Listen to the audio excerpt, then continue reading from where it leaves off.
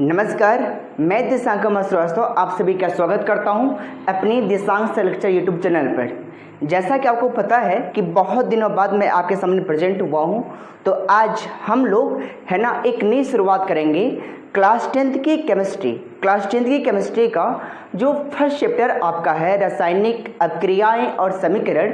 इस चैप्टर को हम लोग शुरुआत करेंगे आज, ठीक है। तो आज हमारे उस चैप्टर का फर्स्ट पार्ट रहेगा, फर्स्ट वीडियो रहेगा, जिसमें हम लोग कुछ 2-3 टॉपिक कवर करने का प्रयास करेंगे। एकदम मक्खन जैसा आपको लगेगा टॉपिक, बहुत इजी भाषा में, बहुत आसान भाषा में, ठीक है। तो अंत तक बने रहना सब लोग, स्किप मत करना, वीडियो को देखना जरूर। इसके अलावा मैं आपसे गुजारिश कर लूँ, गुजारिश क्या, यदि आप इस चैनल पर नए हैं तो ध्यान दीजिएगा, ठीक है। आपको सब्सक्राइब कर लेना है, क्योंकि सब्सक्राइब को कोई पैसा नहीं लगेगा, ठीक है। इसके अलावा बेल आइकन को प्रेस कर लेना, जिससे आपको नोटिफिकेशन मिलता रहे, ठीक है। डेली आपको अब वीडियोस मिलेंगे, चाहे केमिस्ट्री का हो, चाहे बायो का हो, चाहे फिजिक्स का हो। आपकी तैयारी के लिए हम और हमारी टीम भरपूर प्रयास करेंगे, ठीक है। तो आइए मैं शुरू करता हूँ केमिस्ट्री में जो फर्स्ट चैप्टर मैंने कहा रासायनिक अभिक्रियाएं और समीकरण में पहला टॉपिक क्या निकल के आता है कि रासायनिक अभिक्रिया क्या है ना, केमिकल इक्वेशन होता क्या है, ये समझने का प्रयास करते कि रासायनिक अभिक्रिया होती क्या है। तो जरा ध्यान देना क्या लिखा है मैंने कि रासायनिक अभिक्रिया है ना, रासायनिक अभिक्रिया वे पदार्थ हैं, यानी रासायनिक अभिक्रिया कोई एक पदार्थ बनेगा। रासायनिक अभिक्रिया एक पदार्थ है जिसमें 2 या 2 से अधिक, अब देखो 2 हो सकता है या 2 से अधिक हो सकता है, 2 या 2 से अधिक पदार्थ मिलकर एक नए गुणधर्म वाले एक नए पदार्थ का निर्माण करते हैं। अभी आपको मैं समझाता हूँ, खूब अच्छे से जरा समझने का प्रयास करना।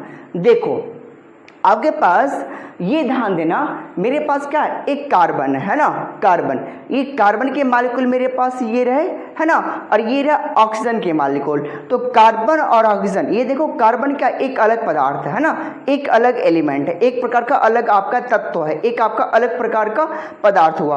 और O2 क्या है, एक अलग प्रकार का आपका क्या है, पदार्थ है। तो जब ये दोनों मिलेंगे ना, जब दोनों मिलेंगे, देखो कार्बन अलग है, O2 अलग है, और ये जब दोनों मिलेंगे तो क्या बनेगा, CO2 बनेगा ना। तो क्या हुआ, ये पदार्थ कार्बन और ये पदार्थ ऑक्सीजन, इन दोनों के मिलने से क्या बना, CO2 बना। तो आप ये ध्यान देना कि जब 2 या 2 से अधिक पदार्थ मिलकर कोई नए गुणधर्म वाला कोई नया पदार्थ बनाता है, तो आप उससे क्या कहोगे, रासायनिक अभिक्रिया कहोगे, यानी आप केमिकल इक्वेशन कहोगे। तो इजी भाषा में समझना कि दो पदार्थ, जब कोई 2 पदार्थ, कोई जरूरी नहीं कि सिर्फ 2 से अधिक भी हो सकता है, जब कोई 2 या 2 से अधिक पदार्थ आपस में मिलकर के, आपस में जुड़ करके, आपस में रिएक्ट करके कोई नया पदार्थ बनाते हैं, कोई नए गुणधर्म वाले, कोई नई प्रॉपर्टीज वाले जो नया पदार्थ बनाते हैं ना, आप उसे क्या कहोगे, रासायनिक अभिक्रिया कहोगे। क्या कहोगे मेरे दोस्त, रासायनिक अभिक्रिया कहोगे, ठीक है। जैसे देखो कार्बन था और क्या था, हाइड्रोजन था। कार्बन और हाइड्रोजन मिलकर के क्या बनता आपका, मीथेन गैस बन गई, बायोगैस बन गया।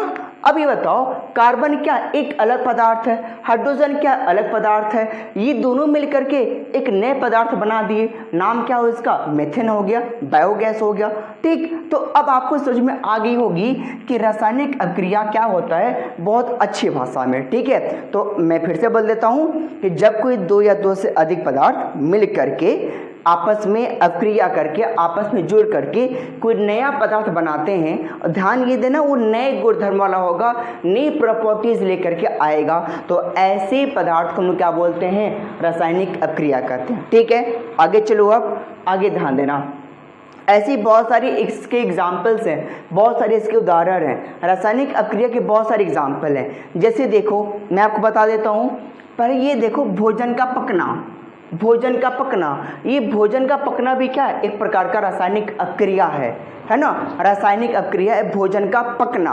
जब भोजन पकता है, अब जैसे देखो कोई सब्जी आप लेके आते हो, जब सब्जी लेके आते हो तो उस सब्जी में क्या है, विटामिन्स है ना, विटामिन्स है, जैसे vitamin A, B1, B2, B3, B5, B6 है ना। उसमें देखो मैं आपको बताया था, क्या बताया था कि विटामिन्स के कुछ केमिकल्स नेम होते हैं। जैसे विटामिन A का क्या है, रेटिनॉल, B1 का थायमिन, सी का एस्कॉर्बिक एसिड, ये सब क्या है, एक के सब केमिकल पदार्थ है ना। तो अब ये क्या होता है, भोजन का पकना एक प्रकार का रासायनिक अपक्रिया है। अच्छा देखो, रेस्पायरेशन, श्वसन, हम सांस लेते हैं ना, रेस्पायरेशन करते हैं ना। अब बताओ, रेस्पायरेशन करते हैं तो हमें क्या मिलता है, एनर्जी, हमको एनर्जी क्या मिलती है, हमको लास्ट उत्पाद क्या मिलता है, श्वसन करने से। श्वसन कहते किसे हैं, आपसे कोई क्वेश्चन कर ले कि श्वसन क्या है, रेस्पिरेशन क्या है, तो आप कहोगे ना कि O2 को इनहेल करते हैं, ऑक्सीजन को लेते हैं और CO2 को बाहर निकालते हैं। भैया ब्रीदिंग या श्वास लेना, ये श्वासोच्छ्वास होता है। लेकिन श्वसन क्या है कि जब हम किसी गैस को अंदर लेकर के एनर्जी प्रोड्यूस करते हैं, ऊर्जा बनाते हैं, एनर्जी बनाते हैं, उसे क्या कहते हो, श्वसन कहते हो ना। तो आपने एनर्जी बनाया, ऊर्जा बनाया, तो ऊर्जा बनी है ना। तो 2 या 2 से अधिक पदार्थ आपके बॉडी में गया होगा, उससे एनर्जी बनी होगी। तो जब एनर्जी बनी तो बताओ श्वसन आपका क्या हो गया, एक प्रकार का रासायनिक अपक्रिया है ना। आगे चलना, दूध से दही बनना, दूध से दही बनना। अब दूध से दही बनना आपका क्या कहलाएगा, रासायनिक अपक्रिया ही है। ठीक है, तो आई होप आपको ये सारे एग्जाम्पल्स और ये आपकी डिफिनेशन बहुत इजी भाषा में समझ में आ गया होगा। ठीक है, आगे चलता हूँ एक नए टॉपिक की तरफ। नाम ये ध्यान देना, देखो जब हम कोई रासायनिक अपक्रिया लिखते हैं ना, जब हम कोई रासायनिक अपक्रिया लिखते हैं तो रासायनिक अपक्रिया को लिखते समय जब हम लिखते हैं उसमें 2 टर्म्स आते हैं, 2 शब्द उसमें प्रयोग किए जाते हैं। एक होता है अभिकारक, एक होता है उत्पाद, एक होता है रिएक्टेंट, एक होता है प्रोडक्ट। ठीक है, तो आपसे कोई पूछेगा कि किसी भी अपक्रिया के कुल कितने पार्ट होते हैं। देखो कोई भी अपक्रिया होती है उसके 2 ही भाग हैं, एक आपका क्या अभिकारक है, एक आपका उत्पाद है। अभिकारक क्या होता है, आपसे मैं पूछूं रिएक्टेंट क्या होता है, अभिकारक क्या होता है।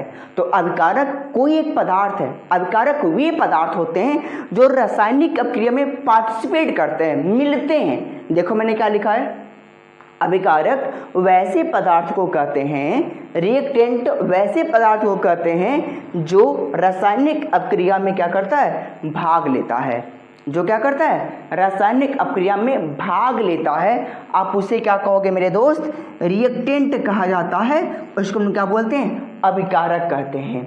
तो आपसे कोई पूछेगा कि क्या है अभिकारक कहते किसे हैं। ठीक है, तो आप आई होप आप बता लोगे कि कोई भी पदार्थ, मैं आपको बताऊंगा एग्जाम्पल के थ्रू, जब कोई पदार्थ अपक्रिया में पार्टिसिपेट करता है तो आप उसे क्या कहोगे, अभिकारक कहोगे। ठीक है, अब बात करते हैं कि उत्पाद क्या होता है, यानी प्रोडक्ट क्या होता है। क्या बोलोगे, उत्पाद वैसे पदार्थों को कहते हैं जिसका निर्माण अभिकारकों से मिलकर बनता है ना। रिएक्टेंट मिलेंगे तभी तो उत्पाद बनेगा ना, रिएक्टेंट नहीं मिलेंगे अभिकारक नहीं मिलेगा, उत्पाद बनेगा ही नहीं, है ना। आगे देखो, इस एग्जाम्पल से आपका क्लियर हो जाएगा। जैसे देखो ये एरो जो था ना, एरो, इस एरो के इस साइड, इस एरो के इस साइड जितने भी आप मालूम है पदार्थ लिखोगे, जितने भी एलिमेंट, जितने भी तत्व, जितने भी कंपाउंड आप लिखोगे ना, एरो के इस साइड, जो इस साइड वाले जितने भी कंपाउंड होते हैं आप उन्हें क्या कहोगे, अभिकारक। क्या कहोगे सब लोग, अभिकारक कहोगे, यानी रिएक्टेंट कहोगे।